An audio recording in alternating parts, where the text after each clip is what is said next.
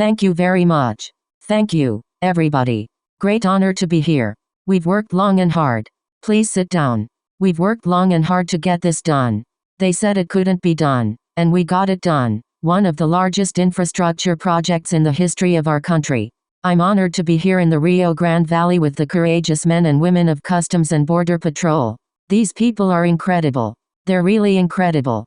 I've gotten to know you very well over the last 4 years. Many of you are friends from all of the work we did in designing the wall. We got it exactly as you wanted it, everything including your protective plate on top. I say, why did we put that? And they said, we need it for extra protection. Climb plate, and we have everything you want. It's steel. It's concrete inside the steel, and then it's rebar, a lot of heavy rebar inside the concrete, and it's as strong as you're going to get and strong as you can have, but we gave you a 100% of what you wanted, so now you have no excuses. I didn't want you to have any excuses. You set records, and we can't let the next administration even think about taking it down, if you can believe that. I don't think that will happen. I think when you see what it does and how it's so important for our country, nobody's going to be touching it, and you are very proud of it, and you're proud of the work you did, because we really designed it together. We're joined together to celebrate a great achievement, the extraordinarily successful building of the wall on the southern border. Before we begin, I'd like to say that free speech is under assault like never before. The 25th Amendment is of zero risk to me but will come back to haunt Joe Biden and the Biden administration. As the expression goes, be careful what you wish for.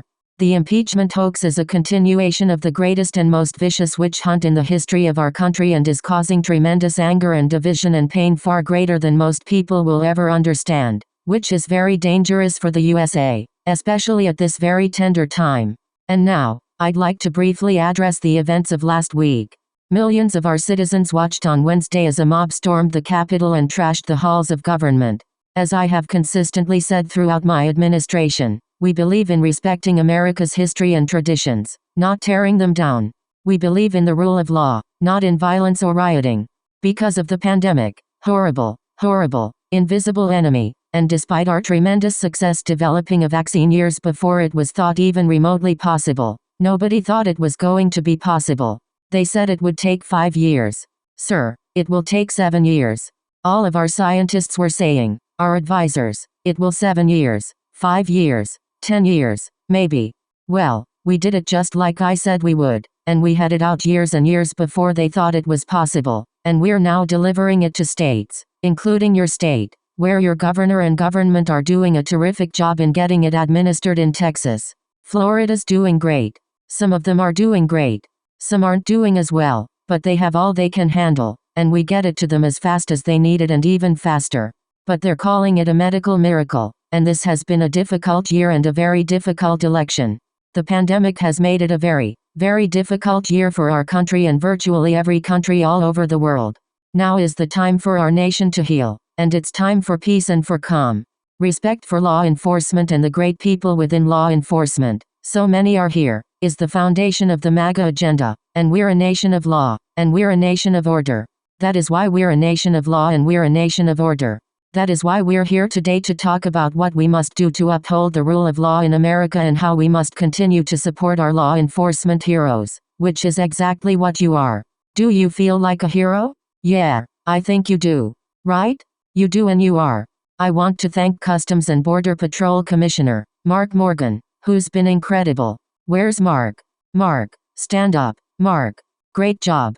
Fantastic. Chief Patrol Agent, Brian Hastings. Brian, thank you very much.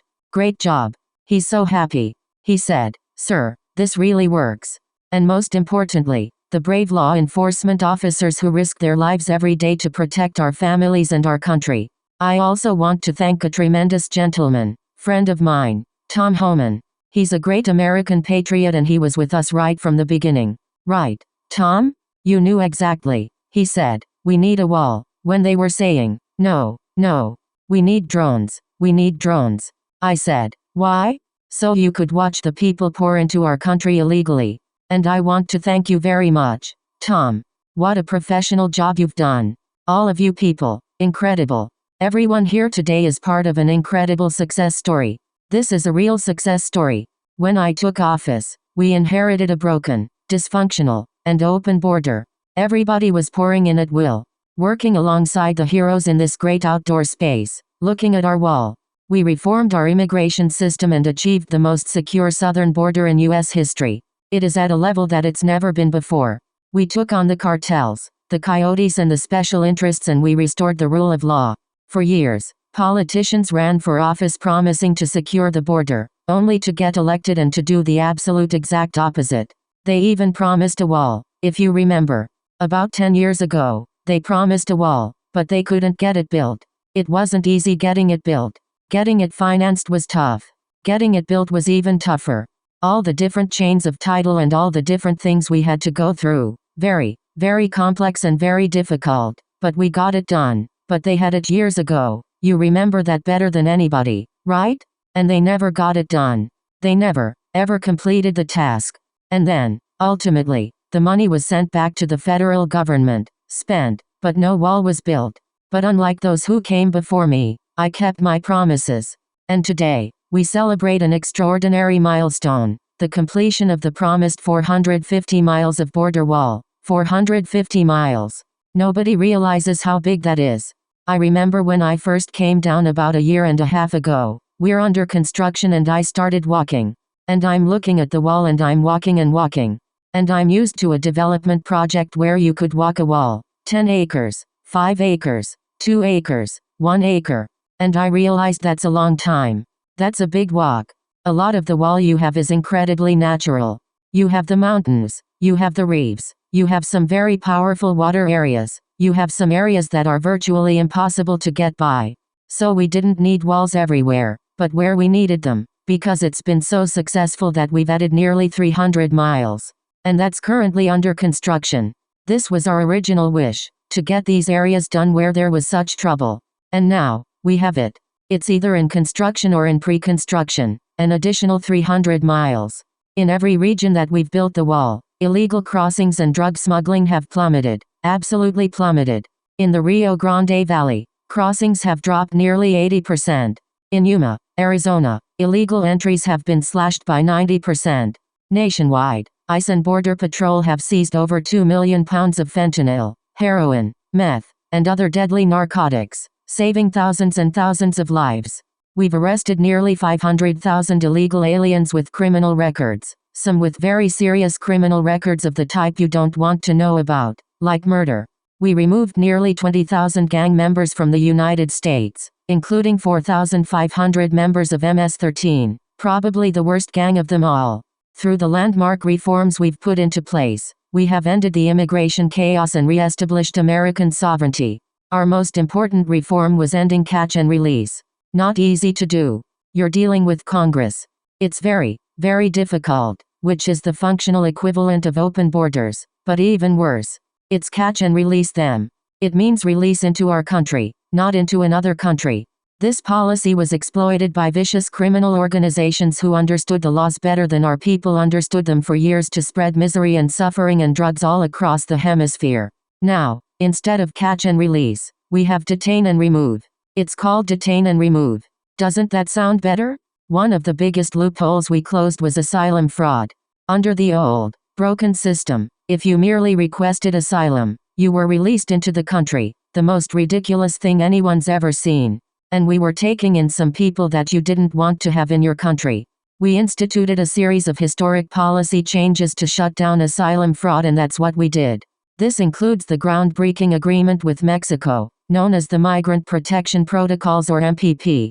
Under this agreement, if an illegal alien requests asylum, they have to wait in Mexico until their case is heard. They used to wait here. And when they were waiting, they would say, bye-bye, and they'd disappear somewhere into our country.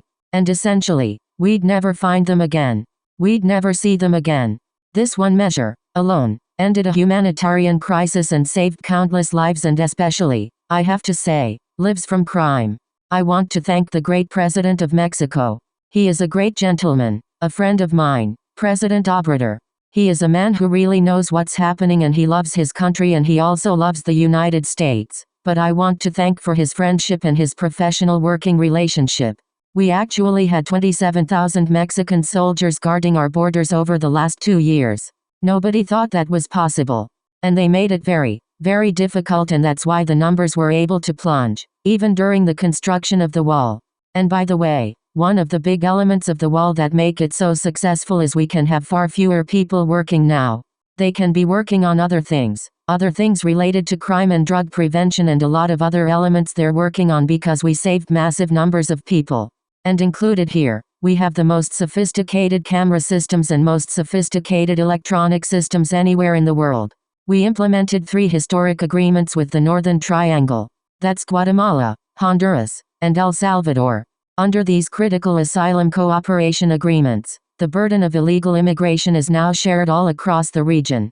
Now, when immigration is now shared all across the region. Now, when an illegal immigrant is arrested at our border, they can be sent to a neighboring country instead of into a U.S. community. Prior to my getting here, countries wouldn't accept them. They would say, no, no, no. I said, well, you got to take them. First month, I'll never forget, these gentlemen right here came to me. They said, they won't take them back. They came. They may be murderers. They may be cartel heads. They may be some really vicious people. The countries didn't want them back. And I stopped all payments to those countries. I stopped everything going to those countries. And after it was stopped for about a month, you remember? After it was stopped for about a month, they called. They said, we'd love to have them back. And I never gave him as much money as they were getting, by the way, but they got some. It was amazing. And you people know better than anyone, they wouldn't take them back. Would have planes flying over, loaded up with people that we didn't want here. And then say, don't ever even think about landing that plane. And they'd take them by boat and they'd take them by bus and they wouldn't let them into their countries. And all of a sudden, they say, welcome back. We love having you. So it was a great thing, and now they do take them back. And the relationship with those countries, the triangle, the relationship is a much better one than it was before. In addition to our agreements with Mexico, Guatemala, Honduras, and El Salvador, we have systematically reformed the regulatory code to return asylum to its original legal meaning and purpose, not a free ticket for entry. A recent comprehensive report by the Department of Homeland Security and Justice show how effective our reforms have been and how disastrous their removal would be. It would be a disaster for our country. I know they're thinking about removing them. I hope they don't do that. I hope they don't do that. It'll be an absolute travesty for our country. The report conclusively proves once and for all that aliens released at the border remain at large in the country and do not return home. They won't go home. And you rarely find them. It's very tough to find them. So we have aliens released in our country, many of whom are serious criminals, and we've stopped that. Don't ever start that process again. By contrast, under our policies, 98% of aliens that remain in DHS custody are removed. Simply put, if you entered the United States illegally, you are apprehended and immediately, safely removed from our country. Without this core principle, there is no border. There is no law. There is no water. My administration also instituted vital public health measures on the border in response to the China virus under Title 42 of the U.S. Code. Illegal immigrants are being promptly removed to protect the health of border agents, other migrants in local communities, and the public at large. Removing these protections would invite a public health catastrophe of epic proportions. As you probably know, in Tijuana, various parts of Mexico, the COVID has got about 24 names. I can call it from COVID to China virus. I can call it the plague. I call it the China plague. A lot of different names. But we always call it the invisible enemy. But the invisible enemy has been very tough on Mexico, and we have areas along the border where we're in great shape. Because right there, because of that we're in great shape. But on the other side in Mexico, they're suffering greatly with the virus. It's been incredible what we've achieved. And we didn't do the wall because of COVID. We did the wall because of security and drugs and other things, but it turned out that in the middle of it all, along came this horrible plague. We inherited a dangerously lawless border. The people that work here are unbelievably brave. I've seen what they have to endure, what they have to go through. They're tough, they're strong, and they're great patriots, great Americans. We fixed it and we secured it. We empowered our wonderful ICE and Border Patrol to fulfill their oaths, and they became sworn officers of the law, and they love their job. It's a tough job. It's a nasty job. They're not paid what they should be paid, to be honest, but we got you up. We got you up. But these are incredibly talented people. They could probably do a lot better in terms of economics than they do here, but they love what they do and they love their country.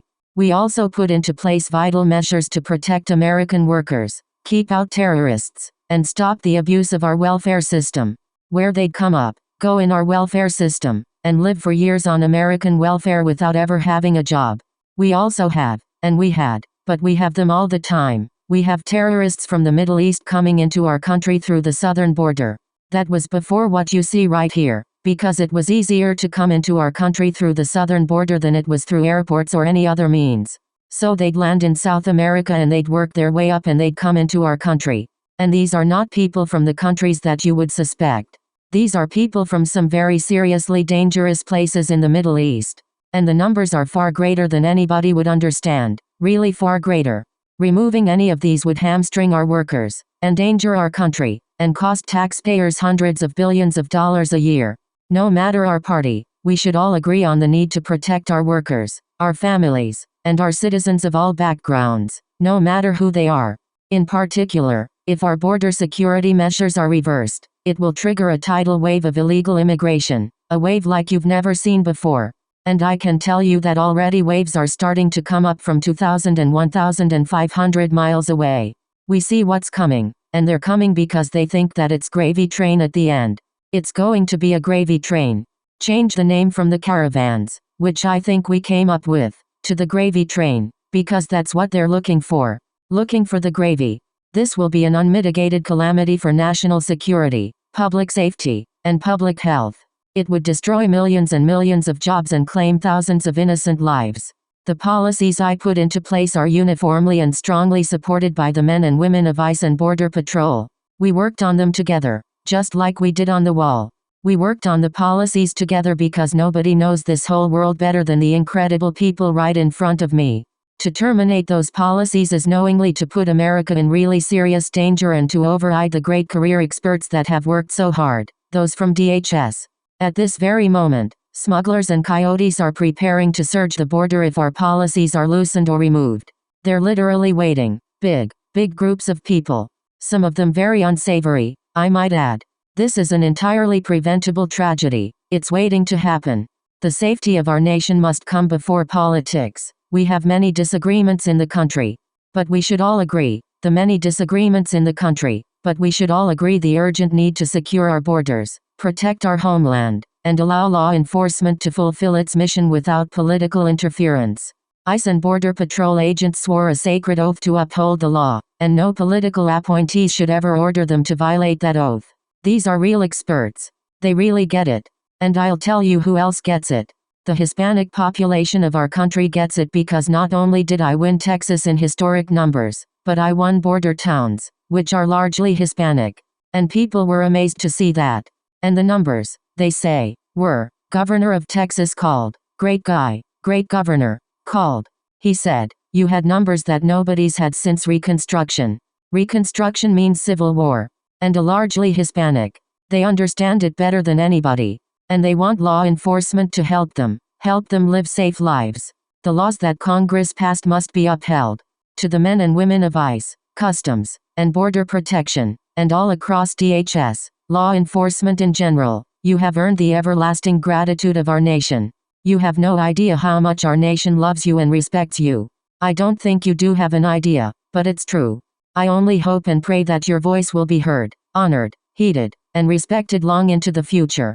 God bless you, God bless law enforcement, and God bless America. Thank you very much. Thank you. Great job.